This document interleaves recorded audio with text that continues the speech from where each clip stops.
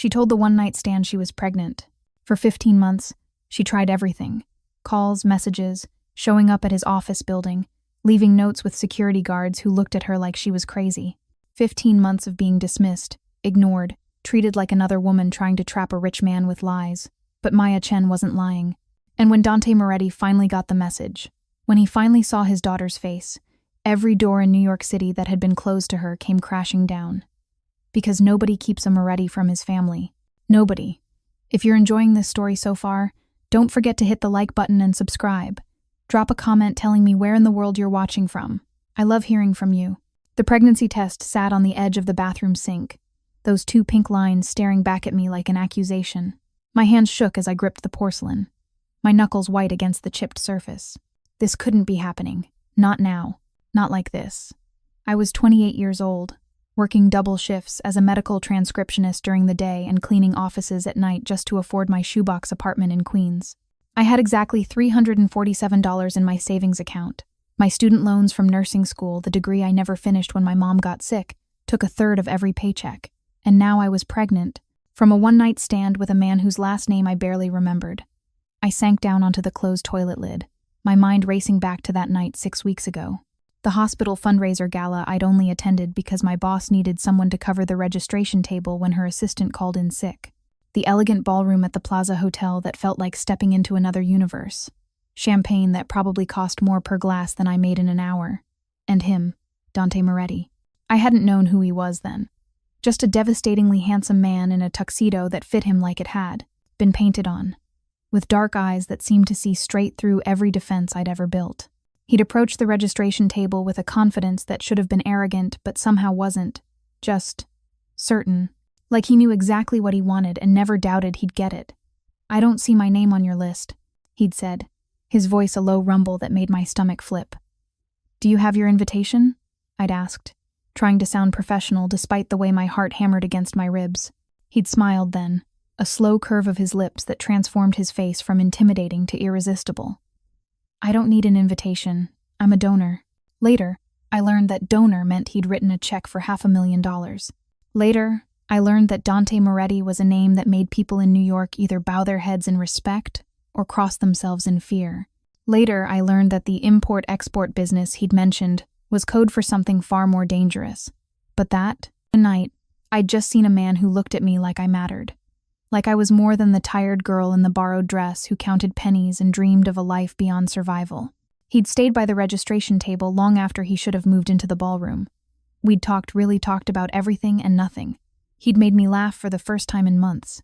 And when the event ended and he'd offered to share a cab, I'd said yes.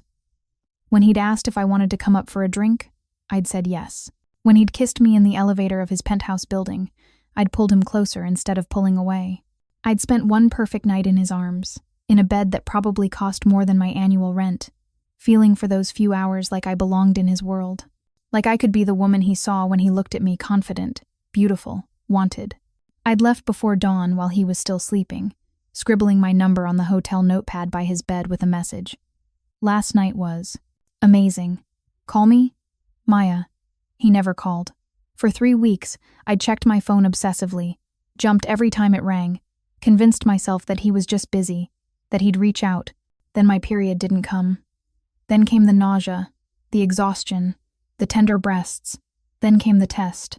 2 pink lines that changed everything. I picked up my phone with trembling fingers and pulled up his contact information. I'd saved it that night, Dante Moretti, along with the business card he'd left on the nightstand. Moretti Enterprises. Import, export. A Manhattan address that probably meant nothing to me then but felt impossibly far away now. The call went straight to voicemail. A generic message, professional and cold. "You've reached Dante Moretti. Leave a message." "Hi, it's Maya. Maya Chen. We met at the hospital gala 6 weeks ago." My voice cracked slightly, and I hated myself for it. "I really need to talk to you. It's important. Please call me back." I left 3 more messages over the next week. None were returned. So I tried a different approach. I found the main number for Moretti Enterprises and called during business hours. "Moretti Enterprises. How may I direct your call?" The receptionist's voice was crisp, professional, dismissive. "I need to speak with Dante Moretti, please. Mr. Moretti doesn't take unsolicited calls." If you'd like to discuss business matters, you can email our general inquiries address. This isn't business, it's personal. A pause. Then, with barely concealed condescension, Mr. Moretti doesn't take personal calls either. If you're looking to reach him socially, I'm afraid I can't help you. The line went dead. I tried emailing. The messages bounced back as undeliverable, filtered by whatever system protected important men from women like me. 2 months pregnant, I took the subway into Manhattan and stood outside the gleaming tower that housed Moretti Enterprises. Security guards in expensive suits watched me through the glass doors. I tried to walk in, to explain that I needed to see Dante Moretti, that it was urgent, that I wasn't some crazy stalker. They didn't let me past the lobby. "Ma'am, you need to leave," the guard said, his hand hovering near his radio. "Mr. Moretti doesn't see anyone without an appointment. Please, I just need 5 minutes. I need to tell him something important." They all say that. His expression was a mixture of pity and annoyance. "Look, I don't know what your angle is, but Mr. Moretti gets a dozen women a week claiming they need to see him urgently. You're not special. You're not different. Whatever you think you have with him, you don't." The words stung because part of me feared they were true. Maybe I had been just another conquest to him. Another woman in a long line of women who'd fallen for his smile and his charm and his ability to make you feel like the only person in the world for one perfect night. But this wasn't about me anymore. This was about the baby, growing inside me. This was about a child who deserved to know their father, who deserved support, stability, a chance at something better than what I could provide alone. 3 months pregnant. I wrote a letter. I poured everything into it, how we'd met, what had happened, the fact that I was carrying his child, that I didn't want money or a relationship. I just wanted him to know. I wanted him to have the choice to be involved or not. I sent it by certified mail to his office. The tracking information showed it was received and signed for by someone named Vincent Caruso. No response came. 4 months pregnant, showing now in a way I couldn't hide. I lost my office cleaning job. The supervisor said it was because I'd missed too many shifts due to morning sickness. But I saw how he looked at my growing belly, how he'd made comments about girls who can't keep their legs closed, thinking I couldn't hear. I picked up extra transcription work, typing medical reports until my fingers cramped and my back ached from sitting hunched over my laptop. Every penny went into a savings account I'd labeled Baby Fund. I was up to $800 now. It felt simultaneously like a fortune, and nowhere near enough. 5 months pregnant, I found a lawyer who did free consultations. A tired woman in a cramped office who looked at my situation with sad, knowing eyes. Establishing paternity when the father won't acknowledge the child is difficult, she explained. Especially when he's someone with resources. You'll need to file a petition with the court, serve him with papers, potentially take him to court for a DNA test. How much does that cost? Several $1,000s at minimum. More if he fights it, which someone in his position likely would. I didn't have several $1,000s. I didn't have several $100s to spare. The lawyer must have seen the despair on my face because she softened slightly. "Look, once the baby is born, you can file for child support through the state. They'll help establish paternity. It takes time, but it's free." Time. I had that, at least. Time and a baby who kicked against my ribs every night as if demanding to know why her father didn't want to meet her. I didn't know yet that I was having a girl. That wouldn't come until the 20-week ultrasound, where I'd lie alone on the examination table, watching the grainy image on the screen, while the technician cheerfully pointed out tiny fingers and toes and a strong, healthy heartbeat. "Do you want to know the sex?" she'd ask. "Yes," I'd whisper, tears already streaming down my face. "It's a girl. Congratulations. A girl. A daughter." I pressed my hand to my belly and made her a promise. "I'll give you everything I can." If you're hooked on this story, make sure to subscribe and turn on notifications so you never miss an upload. Your support means everything and helps me bring you more emotional stories like this one. You'll never doubt that you're loved. You'll never feel like you're not enough, even if her father never wanted to know her name. 6 months pregnant, I had to give up my apartment. The landlord raised the rent by $300 a month legal in New York. Devastating for me. I couldn't afford it, not with the baby coming, not with medical bills piling up despite my insurance. I moved into a studio apartment in a worse neighborhood, smaller than my previous place, with a bathroom where the shower barely worked, and a kitchen that consisted of a hot plate and a mini fridge. But it was cheap, and it was mine, and I could make it work. I bought baby supplies from thrift stores and yard sales, a crib that was scratched but sturdy, onesies in bulk packs from discount stores, diapers stockpiled whenever they went on sale. I washed everything by hand in the sink because the building's laundry room cost $4 a load I couldn't spare. At night, I lay in bed with my hand on my belly, feeling my daughter move and stretch inside me, and I tried not to think about Dante Moretti, about the man who'd made me feel precious for one night and then disappeared like I'd never existed. I tried not to be angry. Anger was exhausting, and I was already so tired. But sometimes, in the dark, I let myself hate him a little. Hate him for being so easy to fall for. Hate him for making me believe that night meant something when clearly it hadn't. Hate him for having so many walls around him that a woman carrying his child couldn't even get close enough to tell him the truth.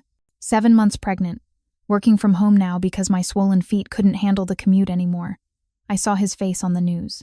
Prominent businessman Dante Moretti was seen at City Hall today, the news anchor announced, meeting with the mayor to discuss his company's proposed expansion of waterfront development. I stared at the screen, at his handsome face looking so composed and powerful, and something inside me cracked. He was right there, right in the city, living his life, conducting his business, completely unaware that in 8 weeks he was going to become a father. Or maybe not unaware, maybe willfully ignorant. Maybe he'd gotten all my messages, read my letter, knew exactly what was happening and had simply decided it wasn't his problem. The thought made me feel sick. I picked up my phone one more time, dialed his number one more time, left one more message that would probably never be heard. Dante, it's Maya. I don't know if you're getting these messages or if you just don't care, but I'm 7 months pregnant with your daughter. In 8 weeks, you're going to be a father whether you want to be or not. I'm not asking for anything except acknowledgement. Just call me back. Please.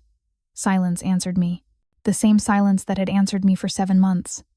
I deleted his number from my phone after that. What was the point of keeping it? He'd made his choice. I needed to accept that and focus on preparing for the reality that I'd be doing this alone. 8.5 months pregnant, my water broke while I was transcribing a surgical report at 2 a.m. The sudden gush of fluid soaked through my pajama pants and I sat there for a moment, staring at my laptop screen in disbelief. This was happening. This was really happening. I called a cab because I couldn't afford an ambulance and rode to the hospital alone, timing my contractions with the app I'd downloaded, trying to breathe through the pain that came in increasingly powerful waves. At the hospital, a kind nurse held my hand through the worst of it. Is someone coming? She asked gently. The baby's father? Your mother? It's just me, I said, and the pity in her eyes almost broke me. 17 hours of labor, 17 hours of pain and exhaustion and fear and determination. And then, at 7:23 the evening on a rainy Tuesday in October, my daughter entered the world screaming with outrage at the indignity of birth. They placed her on my chest, this tiny, perfect creature with a shock of dark hair and eyes that would probably turn brown like her father's, and I fell in love so completely it felt like drowning. What's her name?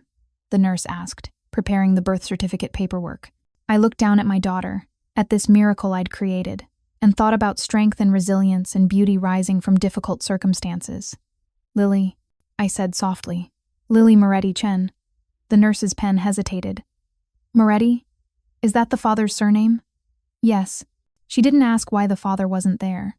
She'd probably seen it 100 times before women giving birth alone, claiming men who'd never claimed them back. But I wanted my daughter to have her father's name. Even if he never acknowledged her, even if he never knew she existed, she was half Moretti. That was her truth, her heritage, her right. I had her. I had this perfect, beautiful daughter. And maybe that had to be enough. The first 3 months were a blur of sleepless nights and endless diaper changes, and a kind of bone-deep exhaustion I hadn't known was possible. Lily was colicky, screaming for hours every evening, no matter what I tried. I walked her around my tiny studio at 3 a.m, bouncing and shushing and crying along with her because I didn't know what else to do. The transcription work dried up because I couldn't maintain the turnaround times anymore. I applied for government assistance, WIC, food stamps, every program that might help, and swallowed the shame that came with needing help. My savings account hit 0, then went negative when the bank charged me overdraft fees I couldn't afford. I was failing. I was trying so hard, working every moment Lily slept, feeding her and clothing her and keeping her safe. But it wasn't enough. I wasn't enough. 6 months after Lily was born, I was behind on rent again. The landlord knocked on my door with an eviction notice, his expression apologetic but firm. "I'm sorry, Miss Chen. I've got bills too. You're 3 months behind now. Please," I begged, bouncing Lily on my hip while she fussed against my shoulder. "I'm waiting for my assistance check to clear, and I just got approved for a new transcription contract. I'll have the money in 2 weeks." "That's what you said last month." He shook his head. "You've got 30 days. After that, I'll have to file with the court. 30 days to come up with $1,800 or we'd be homeless." That night, after Lily finally fell asleep in her crib, I pulled out the box where I'd kept everything from that one perfect night with Dante Moretti, the hotel notepad where I'd written my number, the business card, the single photo I'd managed to take while he was sleeping, just his profile in the dim light, but enough to prove he was real, that it had happened. I'd also kept a photo of Lily from the hospital, taken when she was just hours old. I set the two images side by side on my phone. The resemblance was undeniable. She had his dark hair, the same slope to her nose, the same determined set to her tiny chin. Anyone who saw them together would know instantly. They were father and daughter. I made a decision then. A desperate one, maybe a foolish one, but I was out of options.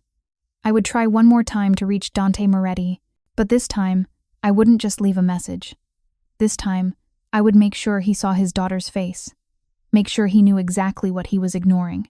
And if he still didn't respond, if he still didn't care, then I would do whatever I had to do to take care of Lily on my own.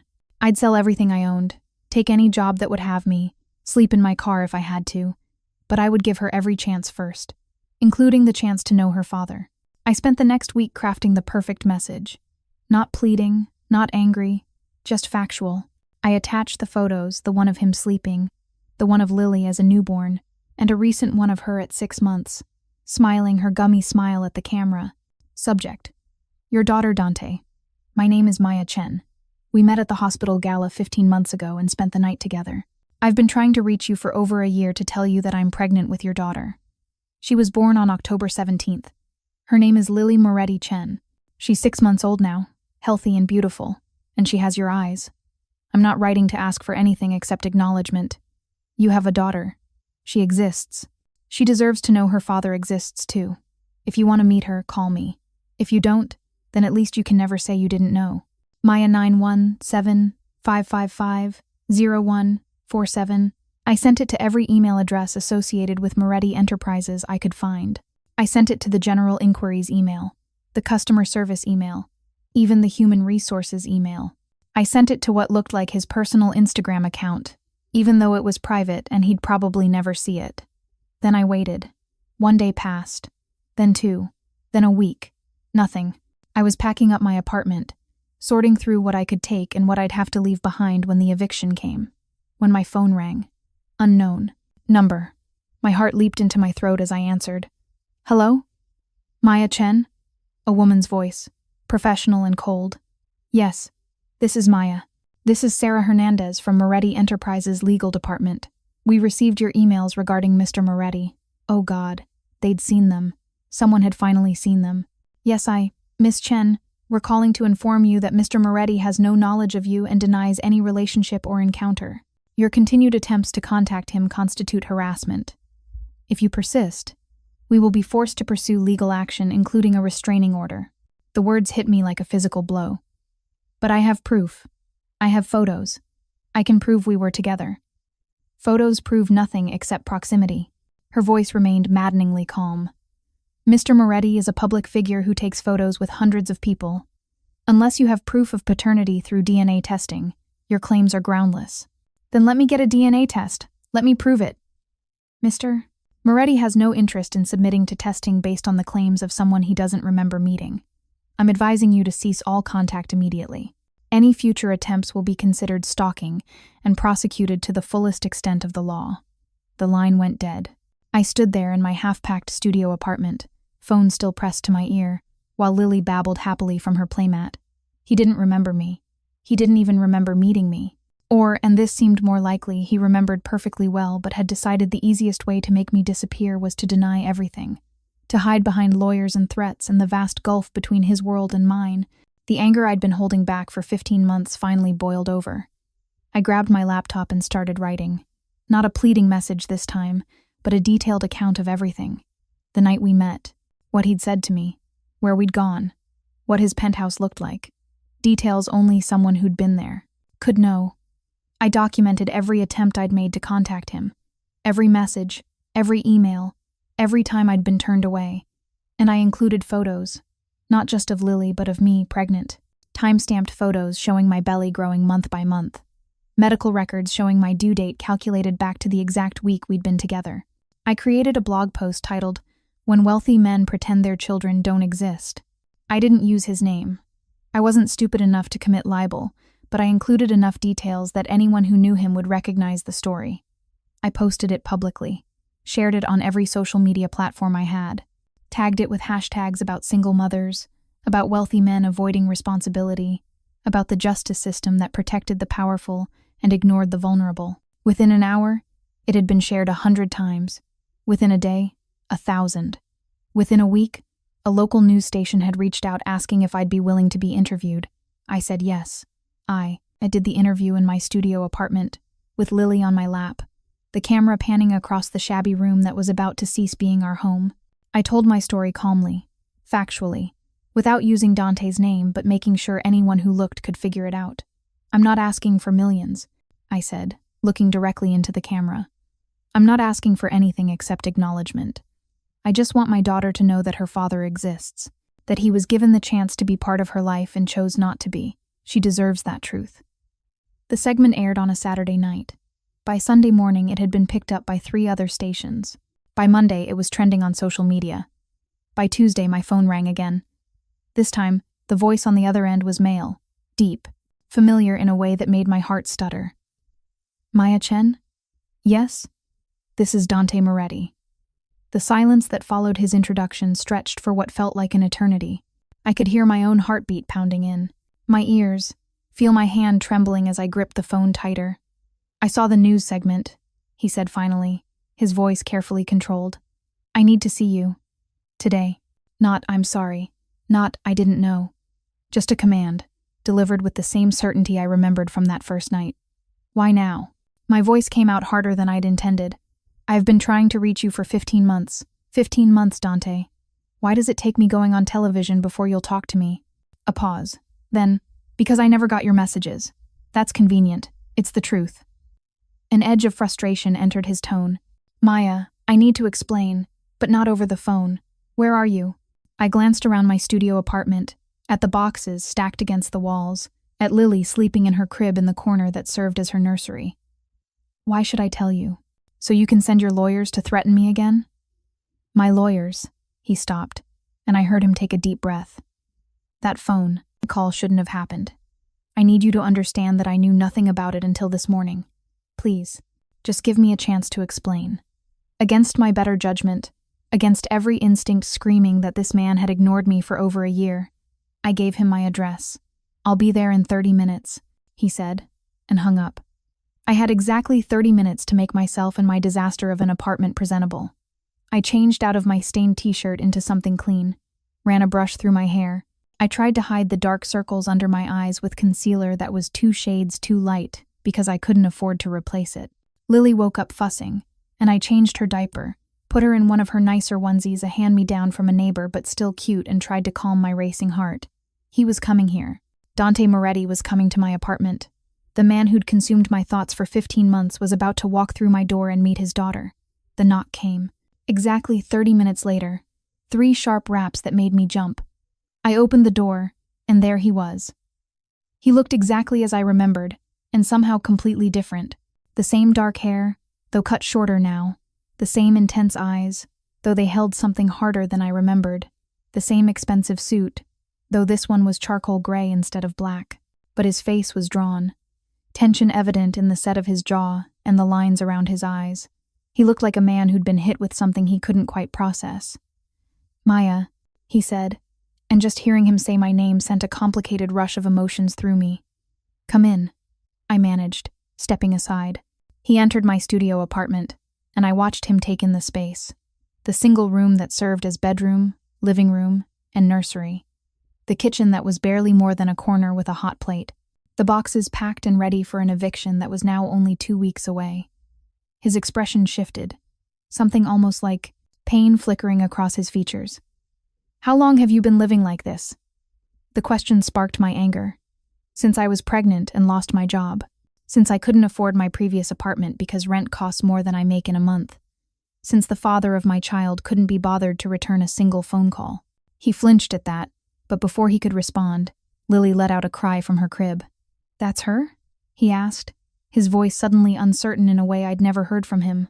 That's Lily, your daughter. I walked to the crib and picked her up, bouncing her gently as she rubbed her sleepy eyes. When I turned back, Dante was standing frozen in the middle of my apartment, staring at her with an expression I couldn't quite read. She has your eyes, I said softly. Your hair, your stubborn chin. Lily chose that moment to open her eyes fully, looking straight at Dante with those dark, serious eyes that were so much like his. For a long moment, they just stared at each other, father and daughter meeting for the first time. Can I? His voice cracked slightly. Can I hold her? I hesitated. This man had denied her existence a week ago through his lawyers. This man had let me struggle alone for 15 months. This man had, but he was also her father. And the look on his face as he stared at Lily was unmistakably real. Not calculation, not manipulation, but genuine shock, and something that looked almost like wonder. Support her head, I instructed, moving closer to transfer Lily into his arms. His hands were shaking slightly as he took her, cradling her against his chest with a careful gentleness that surprised me. Lily, usually fussy with strangers, simply stared up at him with curious eyes. Hi, Lily, he whispered, his voice rough. He stopped, swallowed hard. I'm your father. Something in my chest cracked at the sight of them together. This powerful, dangerous man, holding our tiny daughter like she was made of glass. Like she was the most precious thing he'd ever touched. You said you never got my messages? I said, breaking the moment. How is that possible? I called, emailed, showed up at your building. I sent a certified letter. Dante tore his eyes away from Lily to look at me, and the fury I saw there made me take a step back. My second in command, he said, his voice tight with barely controlled rage. Vincent Caruso. He's been filtering all my communications for the past 2 years for security reasons. Too many people trying to reach me who shouldn't. I trusted him to let through anything important. And he didn't think a woman claiming to be pregnant with your child was important? He never told me you existed. Dante's jaw clenched. Not a single message. Not a single email. The certified letter you sent? He signed for it and buried it. When you showed up at my building, he made sure security turned you away before I could ever know you were there. Why would he do that? Something dark crossed Dante's face. Because Vincent has been stealing from me for the past year, moving money through shell companies, skimming from our legitimate businesses. Your pregnancy, a potential child, meant scrutiny, meant lawyers and accountants going through records, meant attention on parts of the business he'd been exploiting. I stared at him. So he just made me disappear? He made you disappear, made your messages disappear, and yesterday when you went on television, he called my lawyers before I could see the segment myself, told them it was a shakedown attempt, that you were one of dozens of women who make false claims. He ordered them to threaten you with legal action. And they just did it, without checking with you first? That's how much I trusted Vincent. Dante looked down at Lily, his expression softening slightly. He'd been with my family for 20 years. I never questioned his judgment, never thought to verify his decisions. The admission seemed to cost him something. This man who commanded so much power, admitting he'd been manipulated by someone he trusted. So what now? I asked, suddenly exhausted. You know about Lily. You've met her. What happens next? Dante looked up at me, and the intensity in his eyes made my breath catch. Now I make this right. All of it. I don't need your charity. This isn't charity. His voice cut through my protest. This is my responsibility. My daughter. My family. He glanced around the apartment again, at the eviction notice visible on top of one of the boxes. When do you have to be out? 2 weeks. No. Simple. Absolute. You're not getting evicted. I'll pay what's owed today. I don't want your money, Dante. I wanted you to know about your daughter. I wanted her to have the chance to know her father. That's all. That's not all anymore. He shifted Lily carefully in his arms, natural with her in a way that surprised me. Maya, you've been struggling alone for 15 months because I failed to protect you. Because I trusted the wrong person and didn't verify, didn't check, didn't make sure the systems I had in place were working correctly. That's not your fault. It absolutely is my fault. The self-recrimination in his voice was sharp. I brought you into my world for one night, got you pregnant, and then my negligence left you alone and desperate. That ends today. What does that mean? He met my eyes directly. It means Lily is a Moretti, which means she's entitled to protection, security, everything my family can provide. And you're her mother, which means you're under my protection too. The possessive certainty in his voice sent a shiver through me. I don't need protection. Don't you? He gestured toward the window, where rain was starting to fall against the grimy glass. You're about to be evicted. You're behind on bills. You lost your job because of the pregnancy. How much is in your bank account right now?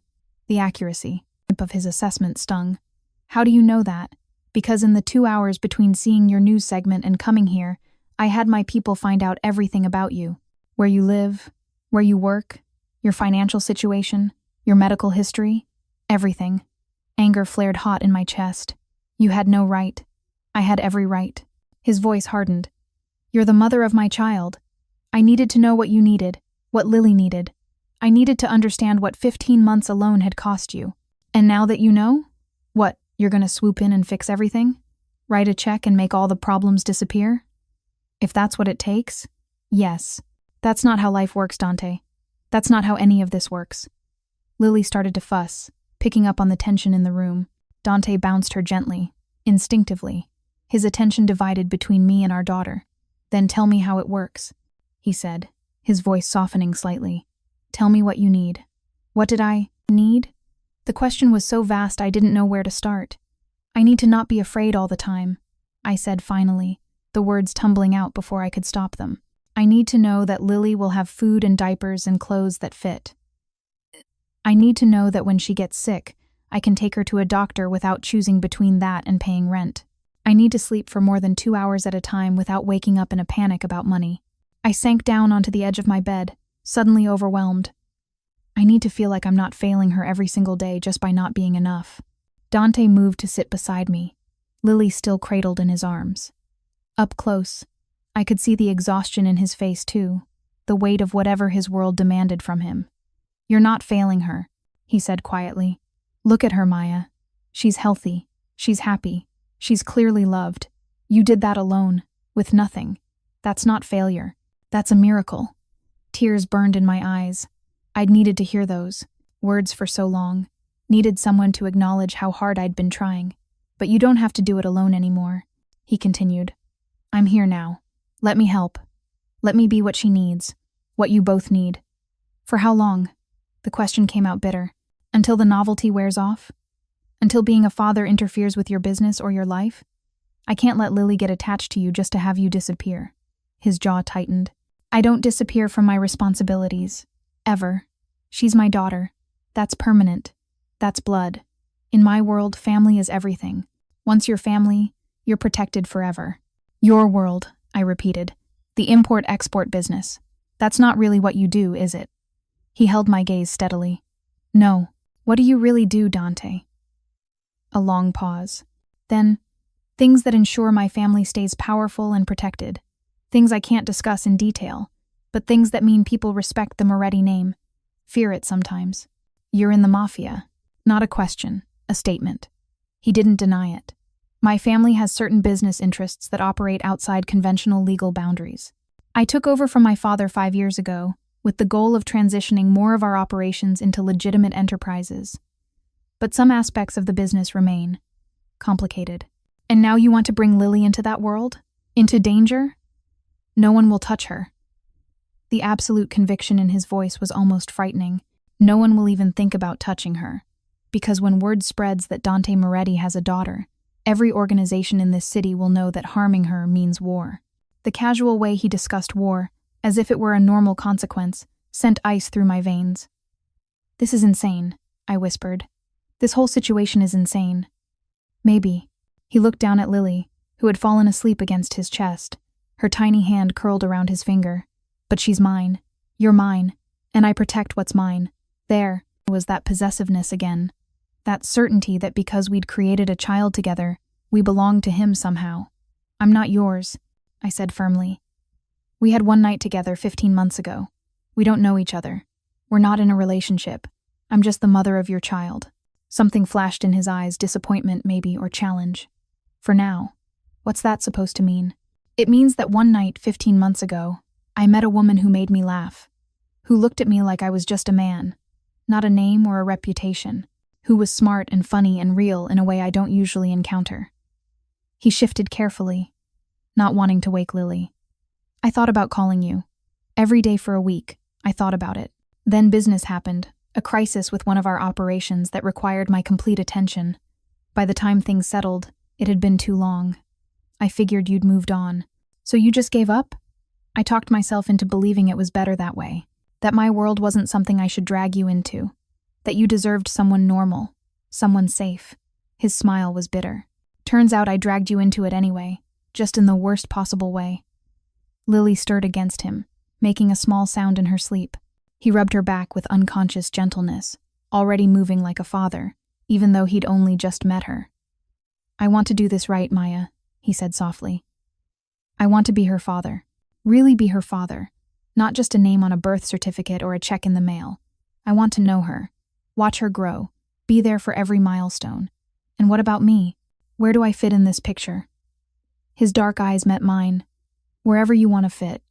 I'm not going to force anything, but I want you to know that what I felt that night, what made me want to call you that didn't go away, it's still there. My heart hammered against my ribs.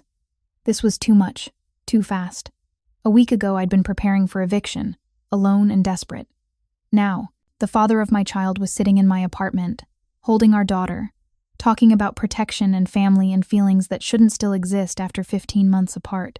I need time, I said finally. Time to process all of this. Time to figure out what's best for Lily. How much time? I don't know. More than an hour. He nodded slowly. Okay, we'll take it slow. But Maya, I need you to let me help with the immediate problems. The rent, the eviction, the bills. Those aren't things you should be dealing with while you're trying to process everything else. Pride warred with practicality. I wanted to refuse, wanted to prove I could do this on my own, but I was so tired, so worn down by months of constant struggle. Just the rent, I said finally. And maybe help with Lily's childcare costs so I can get back to working full-time. But that's it. I don't want to be dependent on you. Fair enough. He pulled out his phone one-handed, still holding Lily with his quite other arm. What's your landlord's number? 20 minutes later, my rent was paid through the end of the year. Not just what I owed, but 6 months in advance. The eviction notice was void. I had time to breathe. There's a daycare 3 blocks from here, Dante said, still scrolling through his phone. Bright beginnings. They have an excellent reputation and a waiting list about 6 months long. I just got Lily enrolled. She can start next week. How did you? That waiting list is impossible to get onto. A slight smile. I made a generous donation to their scholarship fund. In exchange, they found a spot for Lily. That's not fair to the other families waiting. Life isn't fair, Maya. I learned that a long time ago. What matters is taking care of my family. His phone buzzed and he glanced at it, his expression darkening. I need to go. Business I have to handle. Vincent, I realized. The man who'd hidden me and Lily from him for 15 months. What are you going to do? To him? I asked. Dante stood carefully, still holding Lily, and pressed a gentle kiss to her forehead before handing her back to me. Nothing you need to worry about. Dante. He stole from my family. He endangered my child by keeping her existence from me. He left you struggling alone when you should have been protected. His voice was cold, empty of emotion in a way that was more frightening than anger would have been. Men who betray the family face consequences. That's how my world works. You're going to kill him. I'm going to handle it. He touched my cheek gently, the contrast between that tender gesture and what he was about to do making my head spin. You don't need to understand my world, Maya. You just need to know that you and Lily are safe in it. He moved toward the door, then paused. I'll be back tomorrow. I want to spend time with her. Get to know her. Is that okay? What could I say? He was her father. He had the right to know her. Okay, morning is. Better. She's usually in a good mood then. Morning it is. He hesitated at the door. Maya? Thank you. For what? For not giving up. For fighting to make sure I knew about her. For 15 months of messages I never got, for going on television when you had no other options, for doing whatever it took to make sure she could know her father. His eyes held mine. A lot of women would have just walked away after the first month of silence. Would have decided I wasn't worth the effort. I didn't do it for you, I said quietly. I did it for her. She deserved the chance to have a father. Still, thank you. After he left, I stood in my apartment holding Lily, trying to process what had just happened. In the span of an hour, my entire life had shifted. The man I'd spent 15 months trying to reach had finally heard me. My financial crisis was resolved. Lily had a father who wanted to know her, but at what cost? I'd seen the coldness in Dante's eyes when he talked about handling Vincent. I'd heard the casual way he discussed war and danger and consequences. I'd felt the possessive certainty in his voice when he called me and Lily his. Was I trading one kind of struggle for another? Escaping financial desperation only to be pulled into a world of violence and danger?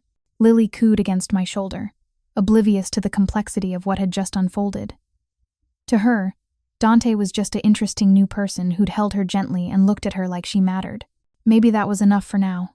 Maybe I didn't have to figure out everything today. I kissed Lily's soft head and carried her to the window, looking out at the rain-soaked streets of Queens. Somewhere out there, Dante Moretti was handling business. Somewhere out there, a man who'd kept me from my daughter's father was about to face consequences I couldn't even imagine. And tomorrow, Dante would come back.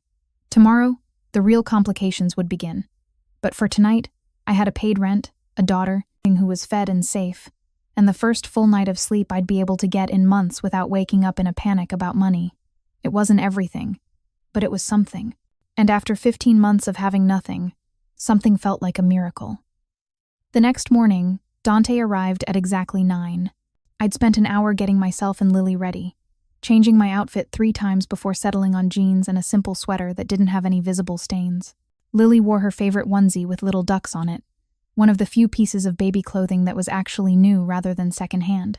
When I opened the door, Dante stood there with 2 large shopping bags and an uncertain expression that seemed out of place on his usually confident face. I wasn't sure what she needed, he said, gesturing to the bags. So I got a lot of things. You didn't have to. Yes, I did. I let him in and watched as he unpacked the bags. Baby clothes in every size from 3 months to 2 years. Toys that looked expensive and educational. Books. Diapers, so many diapers. Formula, even though I'd mentioned in one of my ignored messages that I was breastfeeding. Just in case, he explained, catching my look. For when she transitions. The thoughtfulness of it, the care he'd clearly taken despite knowing nothing about babies, made my throat tight. Thank you. I managed. Where is she? Tummy time. I gestured to the blanket I'd spread on the floor where Lily was determinedly trying to lift her head, her little face scrunched with concentration. Dante set down the bags and moved to kneel beside her, watching her efforts with fascination. Is she supposed to be this small? I couldn't help but smile. She's actually pretty average for 6 months. She'll get bigger. She's perfect. He lay down on his stomach beside her, bringing his face level with hers. Lily turned her head to look at him, seemed to consider this strange new person in her space, then reached out to grab his nose. Ow, Dante said mildly, not pulling away despite Lily's surprisingly strong grip. She's got good reflexes. She's got good everything. I sat on the floor near them, watching them interact. She rolled over at 4 months. She's already trying to crawl. The pediatrician says she's ahead on most of her milestones. Of course she is. The pride in his voice was unmistakable. She's smart like her mother. The compliment caught me off guard. You don't know if I'm smart. You don't know anything about me. I know you were in nursing school before you had to drop out to take care of your mother. I know you taught yourself medical transcription to make ends meet. I know you've been reading to her every night since she was born because you believe in early language development. He finally extracted his nose from Lily's grip and turned his head to look at me. I know you're smart, Maya, and strong, and exactly the kind of mother I'd want for my daughter. You had. People research me. Thoroughly. That's creepy. That's careful. He sat up, lifting Lily with him. She immediately grabbed at his collar, fascinated by the expensive fabric. Everyone in my life gets investigated, Maya. It's not personal. It's survival. And what did your investigation tell you? Besides my financial struggles and my educational history? His expression grew serious. It told me you have no criminal record, no history of drug use, No concerning relationships. It told me you're a good person who's had a hard life and kept being good anyway. It told me that letting Vincent Caruso keep you from me was the biggest mistake I've made in years. The intensity in his voice made me look away. This was too much. Too fast. A week ago he hadn't known I existed. Now he was talking like we had some kind of future together. What happened to Vincent? I asked, changing the subject. Last night you said you had to handle it. Something cold entered his expression. Vincent is no longer a problem. What does that mean? It means he's left the city. Permanently. With the understanding that if he ever comes back, or if he ever contacts anyone in my organization again, there will be severe consequences. You didn't kill him. I wanted to. The honesty was brutal. But my mother convinced me that starting my relationship with Lily by committing murder would be poor judgment. So Vincent gets to live, minus the money he stole, and plus a very clear understanding of how close he came to dying. His mother. The reminder that he had a whole family I knew nothing about sent a fresh wave of anxiety through me. Your mother knows about Lily? My entire family knows about Lily. He bounced her gently as she started to fuss. My mother wants to meet her. Meet you. I told her to give us time, but she's not patient. Expect her to show up sometime this week. Dante, I know, it's a lot, but you need to understand how families like mine work. The child is a huge deal. The first grandchild is an even bigger deal. My mother has been waiting years for me to settle down and give her grandchildren. Now she finds out she has a 6-month-old granddaughter she's never met. She's beside herself. I imagined some elegant, intimidating woman showing up at my shabby studio apartment to judge whether I was good enough for her son's child. What if she doesn't like me? She'll love you. Dante said it with such certainty. My mother values strength and resilience above everything else. You've been raising her granddaughter alone for 6 months, doing whatever it took to keep her safe and healthy. That's exactly what she respects. Lily started crying in earnest now, her pre-hungry fussing ramping up to full demands. She needs to eat, I said, holding out my arms. Dante handed her over reluctantly. Can I watch? I want to understand her routine. The request was oddly intimate, but I nodded. I settled into the worn armchair that was one of my only pieces of furniture, and positioned Lily to nurse. Dante watched with clinical interest at first, then with something softer. Does it hurt? He asked. Not anymore. It did at first. Everything about being a new mother hurts at first. I looked down at Lily, who was nursing contentedly now, her little hand resting on my chest. But you figure it out. You adapt. You shouldn't have had to adapt alone. But I did. And I survived it. That matters, Dante. I'm not the same person I was 15 months ago. I'm stronger now. More capable. I won't let myself be dependent on anyone. Not even me? Especially not you. Because you're not just anyone. You're dangerous. You're involved in things I don't understand and probably don't want to understand. And yes, you're Lily's father. And yes, I'm grateful you want to be part of her life. But that doesn't mean I'm going to just fold myself into your world and let you take over mine. He studied me for a long moment. What if I don't want to take over? What if I just want to be part of it? Can you be just part of anything? From what I've seen, you're either all in or not at all. A smile tugged at his lips. Fair point, but I can try. For her, for you. Lily finished nursing and I lifted her to my shoulder to burp her, patting her back gently. Dante watched the whole process, like he was memorizing it. Will you teach me? He asked suddenly. How to do all of this. I want to be able to take care of her, not just visit her. The request surprised me. Most men in his position would hire nannies, pay for everything but remain distant from the actual work of parenting. You want to change diapers and wake up at 3 in the morning and deal with her when she's screaming for no reason? I want to be her father. Real fathers do all of that. I studied his face, looking for any sign that this was an act, that he was saying what he thought I wanted to hear, but he looked completely sincere. Okay, I said. Finally. I'll teach you, starting with how to burp a baby properly. Come here. Over the next 3 hours, I gave Dante Moretti a crash course in basic infant care. He learned to hold Lily correctly, to support her head, to recognize her different cries. He changed his first diaper with an expression of concentration, usually reserved for life or death situations. He bottle-fed her when she needed supplemental formula, his large hands surprisingly gentle. And he asked questions. Hundreds of questions. What temperature should her bottles be? How often does she eat? What's the schedule? When did she start sleeping through the night? Never, I admitted, and he looked outraged on my behalf. You haven't slept a full night in 6 months? Welcome to parenthood. That's going to change. Dante, you can't just will a baby to sleep through the night. I'm hiring a night nurse, someone who can take the late feeding so you can actually rest. I don't need. Yes, you do. His tone left no room for argument. Maya, you're exhausted. I can see it in your face. Let me help with this. Please. I wanted to refuse, but the thought of a full night's sleep, of not waking up in a panic every time Lily stirred, was too tempting. 1 night a week, I compromised. Just 1 night where I know someone else is handling her. More than that, and I'll feel like I'm not her mother anymore. Deal. By the time Dante left that evening, Lily was asleep in his arms. He'd spent the entire afternoon with her, playing with her, reading to her, just watching her explore her playmat with devoted attention.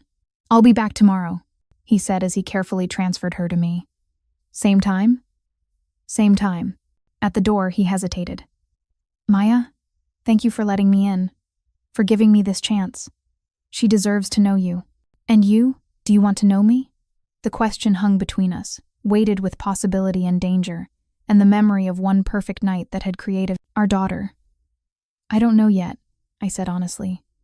Ask me again when I've had more sleep and less chaos. He smiled, a genuine expression that made him look younger, less burdened. Fair enough. Good night, Maya. After he left, I held Lily close and walked to the window, watching his car pull away from the curb. A sleek black vehicle that probably cost more than I'd make in 5 years, driven by someone who was definitely security, disappearing into the New York night. This was my life now. Connected to a man I barely knew, who lived in a world of danger and violence, who could make problems disappear with a phone call and enemies disappear permanently. But he loved his daughter. I'd seen that today, in every gentle touch, every fascinated look, every question asked with genuine desire to know her better. Maybe that was enough to build on. Maybe everything else could figure itself out later. Lily stirred against my shoulder, and I rubbed her back, humming softly. Tomorrow, Dante, would come back. Tomorrow we'd continue this strange new dance of figuring out how to be parents together when we weren't together. But for tonight, I had my daughter, a paid rent, and the first stirring of something I hadn't felt in 15 months. Hope. Dante's mother arrived 3 days later without warning. I was in the middle of giving Lily a bath in the kitchen sink. The apartment didn't have a bathtub, just a shower stall barely big enough to turn around in when a sharp knock sounded at the door. Lily was giggling, splashing water everywhere, and I was soaked through my t-shirt, hair falling out of its messy bun. Not exactly the image I wanted to present to anyone, let alone the matriarch of a crime family. Just a minute, I called, wrapping Lily quickly in a towel and holding her against my hip as I went to answer the door. The woman standing in the hallway was not what I expected. She was elegant, yes, in a tailored cream suit and pearls that probably cost more than my car. Her dark hair was swept into a perfect chignon, and her makeup was flawless. But her eyes dark like Dante's, like Lily's held warmth instead of judgment. And when she saw Lily, her entire face transformed. Oh, she breathed, pressing one hand to her chest. Oh, she's beautiful. Mrs. Moretti? Isabella. Please. She tore her gaze from Lily to look at me, and I braced for criticism. Instead, she smiled. You must be Maya. May I come in? What else could I say? I stepped aside, painfully aware of how shabby my apartment must look to someone who clearly lived in luxury. Isabella entered and immediately focused all her attention on Lily, who was studying this new person with curious eyes. May I hold her? I hesitated, then nodded. Isabella set down her designer handbag and held out her arms. Lily went to her without fussing, which was unusual. She was normally shy with strangers. Hello, precious girl, Isabella murmured, her voice thick with emotion. I'm your Nonna. I've been waiting so long to meet you. She sank onto my worn couch, cradling Lily like she was the most precious thing in the world, and I realized, watching this elegant woman tear up over my daughter, that to her, Lily was. I hope you don't mind me coming unannounced, Isabella said, not looking up from Lily's face. Dante told me to wait, to give you time, but I couldn't. A grandmother should know her granddaughter. It's okay, I said. And surprisingly, I meant it. There was something genuine about Isabella's emotion, something that made her less intimidating than I'd imagined. You're probably wondering why I'm here. Besides the obvious reason. Isabella finally looked up at me. I wanted to meet the woman who raised my granddaughter alone for 6 months.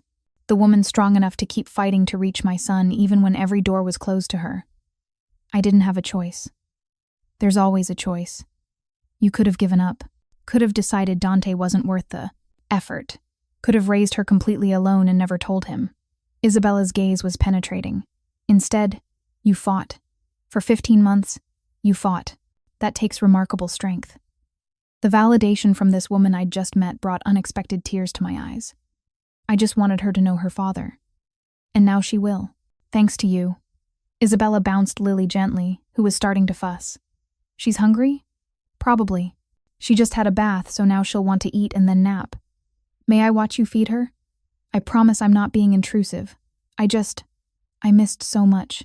I want to understand her routine, how you care for her. It was the same thing Dante had asked. This family, for all their danger and complexity, seemed genuinely interested in being part of Lily's daily life. I settled into my chair with Lily and began nursing her while Isabella watched with soft eyes. Dante was a colicky baby, she said after a moment. Screamed for hours every night. My husband Dante's. The father, he had no patience for it. Would leave the house rather than listen to the crying. But I would walk Dante around our apartment at 3 a.m, singing to him, doing whatever it took. She smiled at the memory. Being a mother is the hardest thing I've ever done. And the best. You raised him alone? In a sense. My husband was there physically, but not emotionally. He saw Dante as an heir to train, not a child to love. It was my job to make sure Dante knew he was more than just the family business. Her expression grew sad. I tried. I don't know if I succeeded. He loves Lily, I offered. Really loves her. You can see it in how he looks at her. Yes, he called me the night he met her, and I've never heard my son cry before. He said he held his daughter and realized what he'd almost lost, what Vincent Caruso almost took from him. Her voice hardened. That man is lucky Dante let him live. The reminder of that world, the violence, the consequences, the casual discussion of death sent a chill through me, Isabella noticed. It frightens you. Dante's world. Shouldn't it? Yes, it should. Anyone who isn't frightened by what we are is either foolish or dangerous themselves. She reached over to stroke Lily's soft hair. But you need to understand something about the Moretti family, Maya. We protect our own with everything we have. Now that Lily exists, now that we know about her, she is the most protected child in New York City. Nothing will touch her, ever. And me? Where do I fit in that protection? Isabella's eyes held mine steadily. You're her mother. That makes you family. In our world, family is everything. You're under Moretti protection now, whether you want to be or not. What if I don't want that? What if I want to just be normal? Normal stopped being an option the moment you slept with my son. Isabella's tone wasn't unkind, just realistic. I'm not saying that to hurt you. I'm saying it so you understand the truth. You can't go back to being invisible, Maya. The moment Dante claimed Lily as his daughter, you both became part of something bigger. Claimed her? She's not property. That's not what I meant. Isabella held up a hand. Poor word choice. What I mean is, in families like ours, acknowledging a child is serious. It means Dante is declaring to every other organization that Lily is a Moretti, that she's under our protection, that harming her means war. The word war again, spoken so casually, like it was just another aspect of daily life. Does Dante have enemies? I asked, my arms tightening instinctively around Lily. People who might try to hurt her to get to him?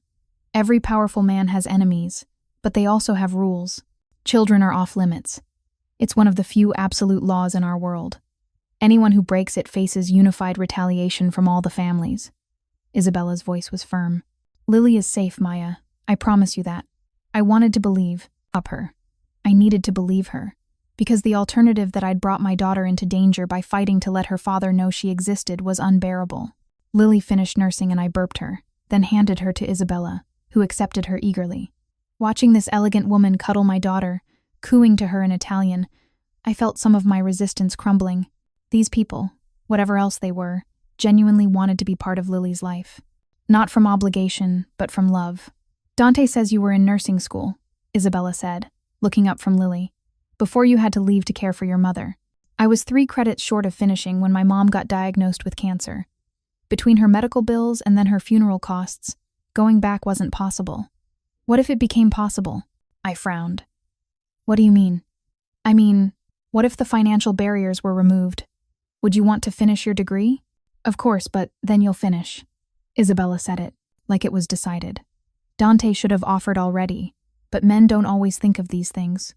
I'll make sure it happens. Mrs. Moretti, Isabella, I can't let you pay for my education. That's too much. Why is it too much? You're the mother of my granddaughter. Your success is Lily's success. If you have a degree, a career you love, you'll be happier. And a happy mother is what's best for the child. She bounced Lily gently. Besides, this isn't charity. This is investment in my family. The way she phrased it as investment rather than charity made it somehow more palatable, less like being saved and more like being valued. I don't know, I said slowly. It would mean juggling school and taking care of Lily and that's what family is for. Helping with those logistics. You think I raised Dante without help? I had my mother, my sisters, a network of women who understood that it takes more than one person to raise a child properly. Isabella's expression was gentle. Let us help you, Maya. Not because you're weak, but because that's what families do. I'm not used to having a family, I admitted quietly. It was just me and my mom after my dad left. And then it was just me. And then it was me and Lily. I don't know how to let people help. Then learn. For her sake, if not your own. We sat in comfortable silence for a while, Isabella holding Lily while I tried to process everything. Finally, Isabella spoke again. Dante cares about you, more than he's admitted to you, probably more than he's admitted to himself. My heart jumped. We barely know each other. He knew you enough to remember you for 15 months, to think about calling you even when he thought it was too late, to fall in love with your daughter the moment he held her. Isabella's eyes were knowing. And he knows you well enough now to see your strength, your dedication to Lily, the woman you are beneath the exhaustion and struggle. That doesn't mean I'm not saying you have to love him back. I'm not even saying you should. My son lives a complicated life, and dragging you into it completely would be selfish. She paused. But I am saying that whatever happens between you two, Lily will always have her father, always have this family. That's not contingent on whether you and Dante end up together. The reassurance meant more than she probably knew. I'd been terrified that if I didn't give Dante what he wanted, whatever that was, he might withdraw from Lily's life out of spite or disappointment. Thank you for telling me that. It's the truth. In our family, children are forever. Romantic relationships come and go, but blood is permanent. Isabella stood carefully with Lily. Now, I should go before I overstay my welcome, but I'm leaving my number. Call me if you need anything. Advice, help with Lily, just someone to talk to. I mean that, Maya. She scribbled her number on a piece of paper from her purse, then carefully handed Lily back to me. She's perfect. You did beautifully with her. After Isabella left, I sat holding Lily and staring at the phone number. In 3 days, my life had expanded from just me and Lily to include Dante, his mother, and presumably an entire extended family I hadn't met yet. It was terrifying and overwhelming and, surprisingly, a little bit wonderful. The night nurse Dante hired started the following week. Her name was Patricia, a woman in her 50s, with 30 years of experience in neonatal care, and a warm, no-nonsense manner that immediately put me at ease. I'm not here to take over, she explained during her first visit. I'm here to give you a break. You point me toward the bottles and diapers, tell me her routine, and I'll handle the overnight feeding. You sleep. The first night with Patricia there, I lay in bed listening for Lily's cries, unable to relax. Every sound made me tense, ready to jump up, but Patricia handled it all, the feeding, the burping, the rocking back to sleep with calm efficiency. And I slept. Really slept, for the first time in 6 months. I woke up at 7 feeling almost human, and found Patricia in the kitchen cleaning bottles while Lily napped peacefully. She woke once at 2:30, Patricia reported. Ate 4 ounces. Went right back down. Didn't stir again until 6. She's a good baby, Maya. You've done well with her.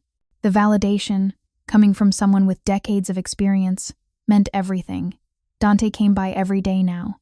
Sometimes for a few hours, sometimes for the whole afternoon. He was learning Lily's rhythms, her preferences, how to soothe her when she was fussy. He brought more supplies than we could possibly need. Clothes, toys, books, a new crib that was safer and sturdier than my second-hand one. He also brought food. Restaurant-quality meals delivered fresh every evening, enough for me to have leftovers for days. When I protested that it was too much, he just looked at me. "You're feeding my daughter from your own body, Maya. The least I can do is make sure you're properly nourished." 2 weeks after that first post-reunion visit, Dante brought different news. "I found you an apartment," he said, not quite meeting my eyes as he bounced Lily on his lap. I stiffened. "I have an apartment. You have a studio in a building with broken security and a landlord who tried to evict you.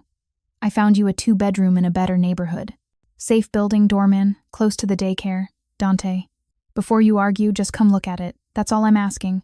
If you hate it, we'll find something else. But at least see it."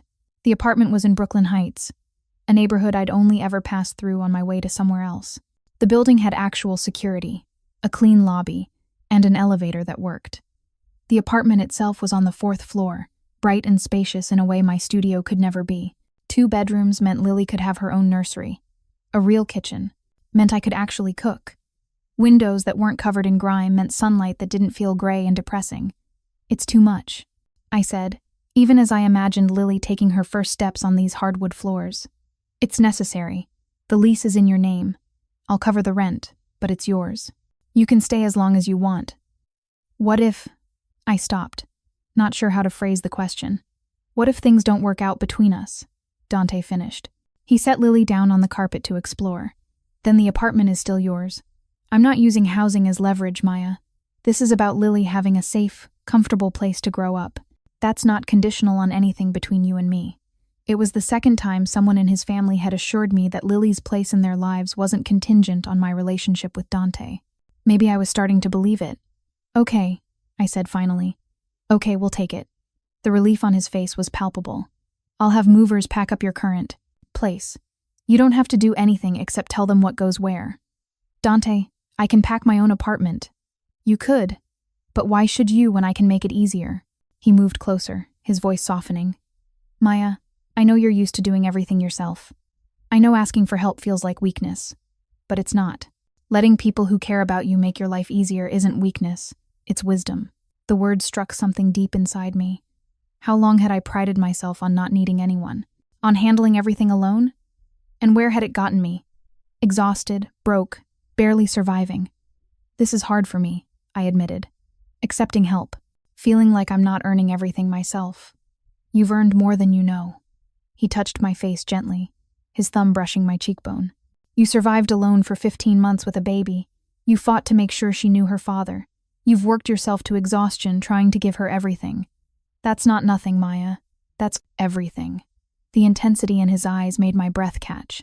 This close, I could smell his cologne, feel the warmth radiating from him, remember how it had felt to be in his arms that one perfect night. "Dante," Lily let out a shriek, having discovered a fascinating dust bunny under the radiator. The moment broke, and Dante moved away to rescue her from her discovery. But something had shifted, something I wasn't quite ready to examine yet. We moved into the new apartment a week later. Dante was right, having movers handle everything made it easy. One day I was in my cramped studio. The next I was in a beautiful 2-bedroom with enough space for Lily to actually crawl around. I set up her nursery with the new crib Dante had bought, hanging the mobile I'd made myself when I was pregnant, paper cranes in rainbow colors, the one thing I'd created that felt special. Dante watched me arrange them, a small smile on his face. "You made those?" I had a lot of time during my pregnancy, not much money for fancy decorations, but I had paper and patience. They're beautiful.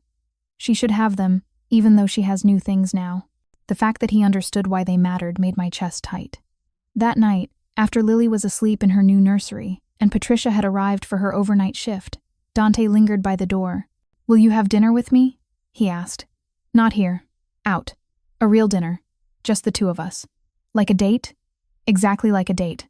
Every reasonable part of my brain screamed that this was a terrible idea. I barely knew this man. He was dangerous, involved in things I didn't understand. Getting emotionally tangled with him would only complicate an already complex situation. But another part, the part that remembered how he'd made me laugh that first night, how gentle he was with Lily, how he looked at me sometimes like I was precious, wanted to say yes. "One dinner," I heard myself say, "but I'm not promising anything beyond that." His smile was brilliant. One dinner is all I'm asking. The restaurant Dante chose was small and intimate, tucked away in a part of Manhattan I'd never explored. No obvious bodyguards, though I suspected they were there somewhere. Just us in a quiet corner booth, with candlelight and wine and food that tasted like art. "Tell me about your mother," Dante said after we'd ordered. "You've mentioned her a few times, but I want to really know. What was she like?"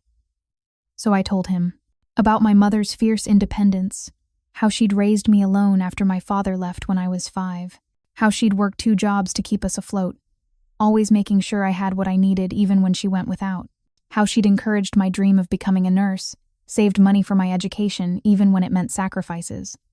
"She would have loved Lily," I said softly. "She always wanted grandchildren. Used to joke about how I better give her grandbabies before she was too old to enjoy them." "How old was she when she died?" 53. Too young, way too young.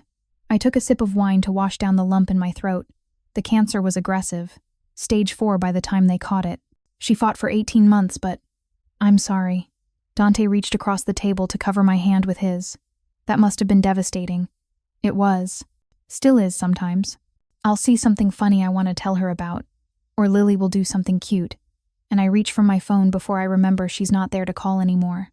She'd be proud of you. The mother you've become. How can you know that? Because anyone who knew you would be proud of how you've handled the past 15 months. You're remarkable, Maya." The sincerity in his voice made me uncomfortable and warmed simultaneously. I wasn't used to being seen this way, as remarkable rather than just surviving. "Tell me about your father," I said, redirecting. "Your mother mentioned he was difficult." Dante's expression hardened. "Difficult is generous. Marco Moretti was a tyrant, brutal to his enemies, cold to his family.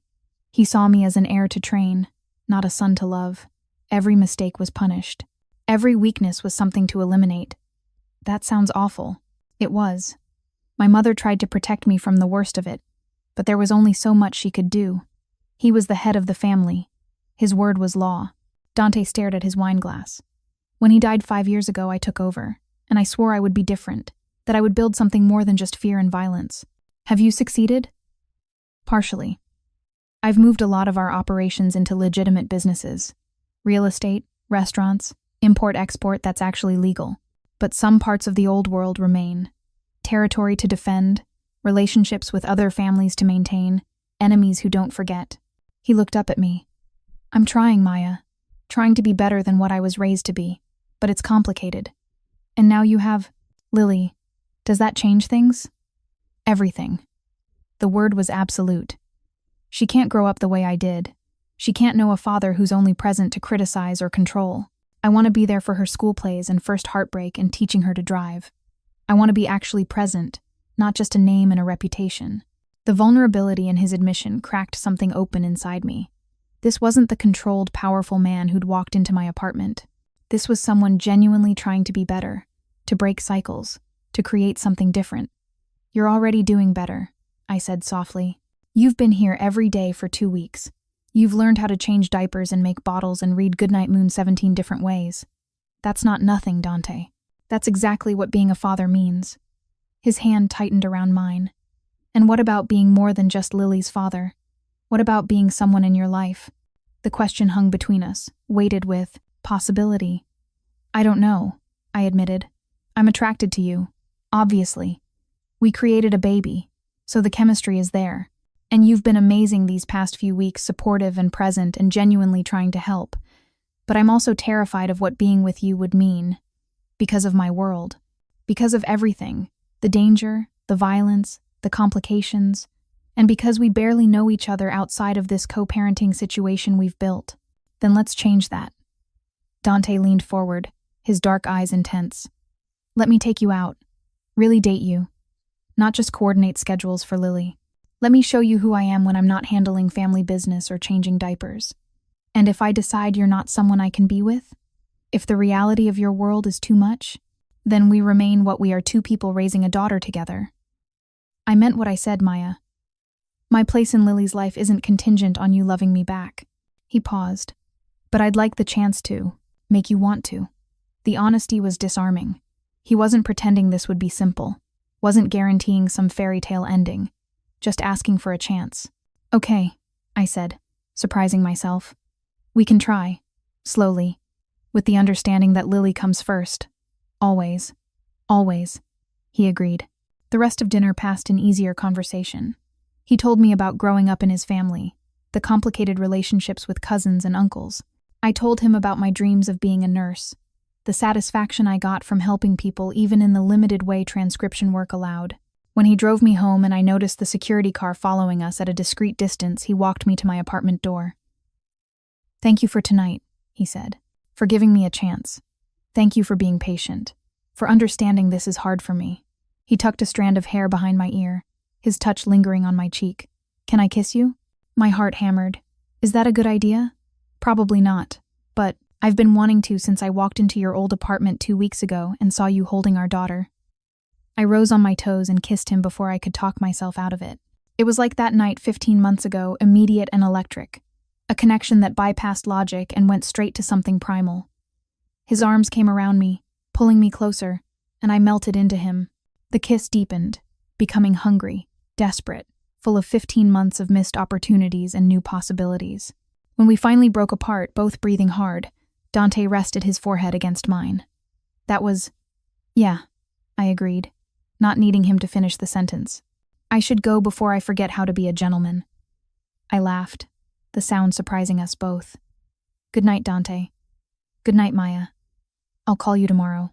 After he left, I went to check on Lily. She was sleeping peacefully, Patricia reading quietly in the chair beside her crib.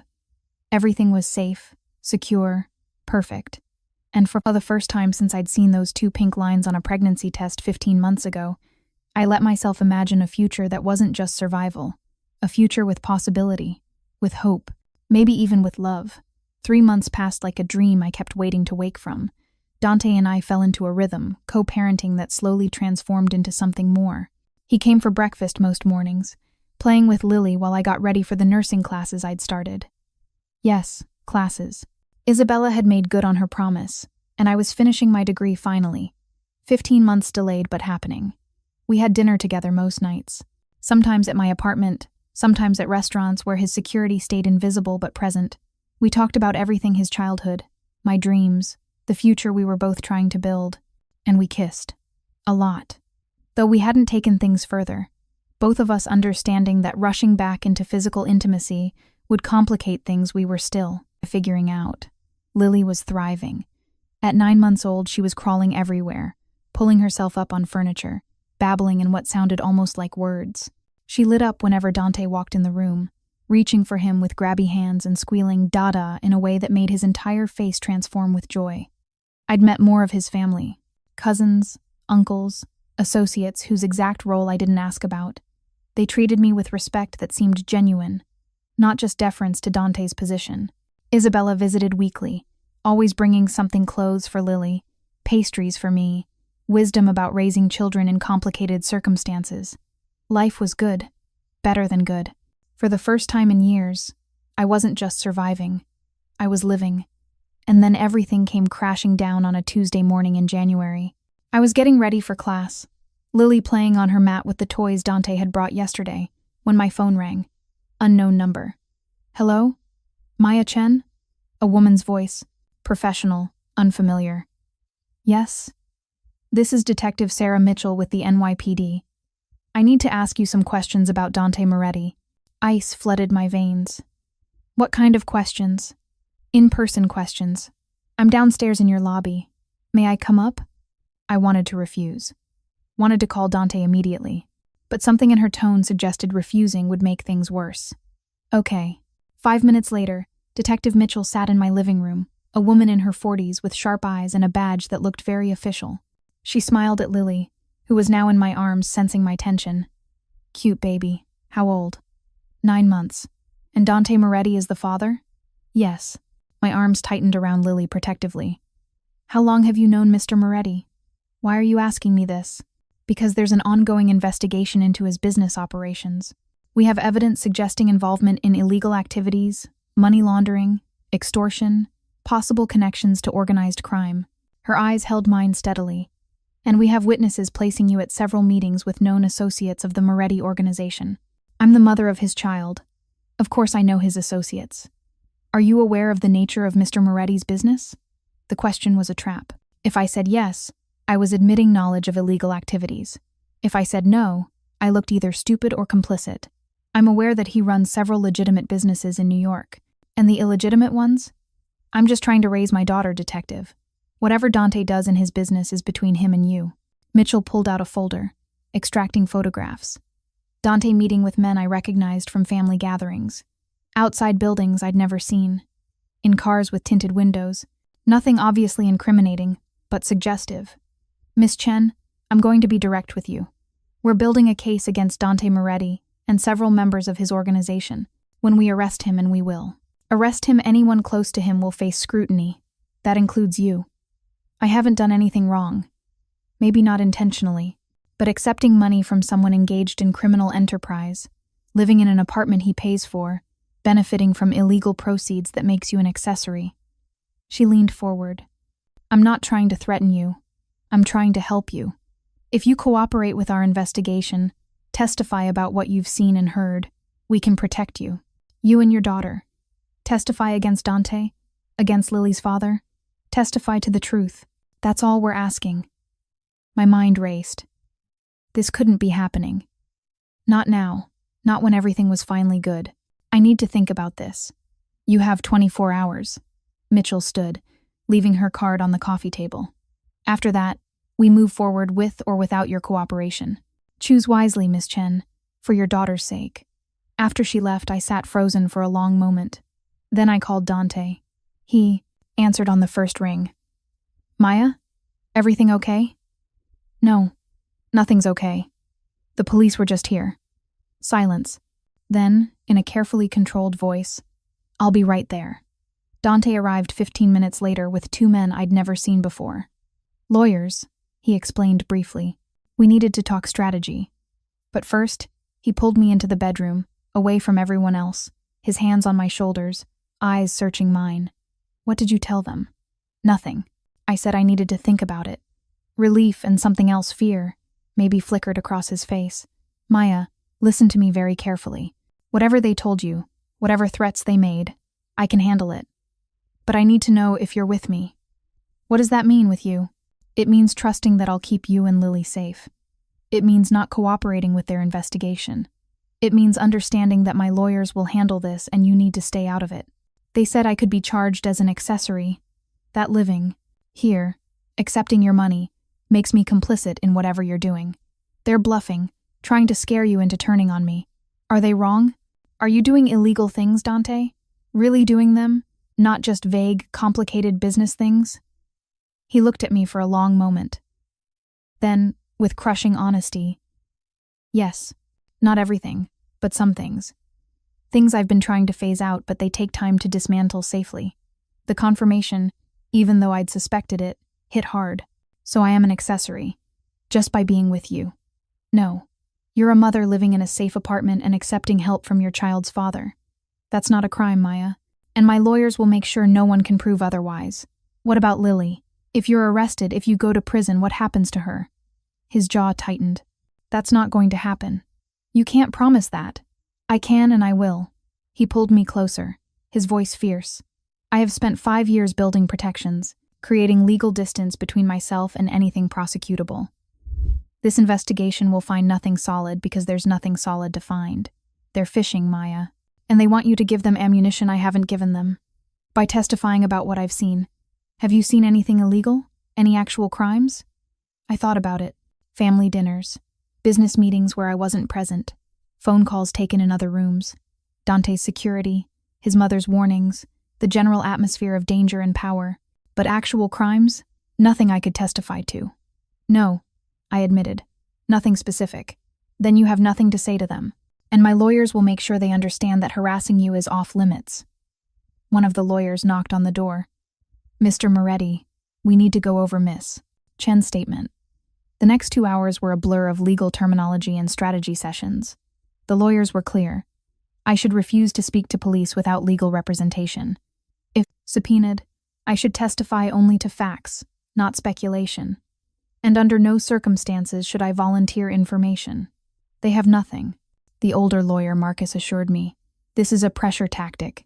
They want you scared enough to manufacture evidence. Don't give them that. After they left, Dante stayed. He held Lily, who'd been remarkably patient through all the chaos, bouncing her gently while she grabbed at his tie. "I'm sorry," he said quietly. "I should have seen this coming. Should have protected you better. How could you have protected me from the police investigating you? By keeping my distance, by not getting you involved in my life." He looked down at Lily, his expression anguished. "By not being selfish enough to want both of you so badly, I ignored the risks. Dante, if they arrest me, if this goes to trial, you and Lily will be dragged through hell. The media, the investigation, the judgment. Everyone will know you had a child with a man accused of being a criminal. Accused isn't convicted. In the court of public opinion, it might as well be." I moved to stand beside him, looking down at our daughter who was happily oblivious to the crisis around her. "What do you want me to do?" "I want you to be safe. You and Lily both." He met my eyes, even if that means walking away from me.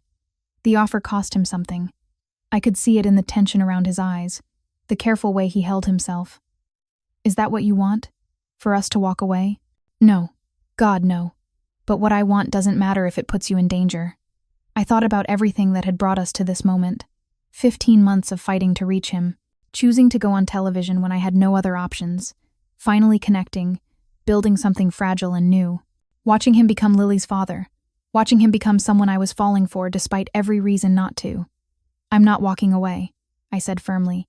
"Not from you, not from this. Whatever comes, we handle it together." "Maya, I mean it, Dante. You don't get to push me away to protect me. I'm choosing this. Choosing you. Choosing to fight." Something broke in his expression, relief and love and fear all mixed together. He wrapped his free arm around me, pulling me against him and Lily both. "I love you," he said, the words rough. "I should have said it sooner. Should have told you every day for the past 3 months. I love you, Maya. You're everything I didn't know I needed." Tears burned in my eyes. "I love you too.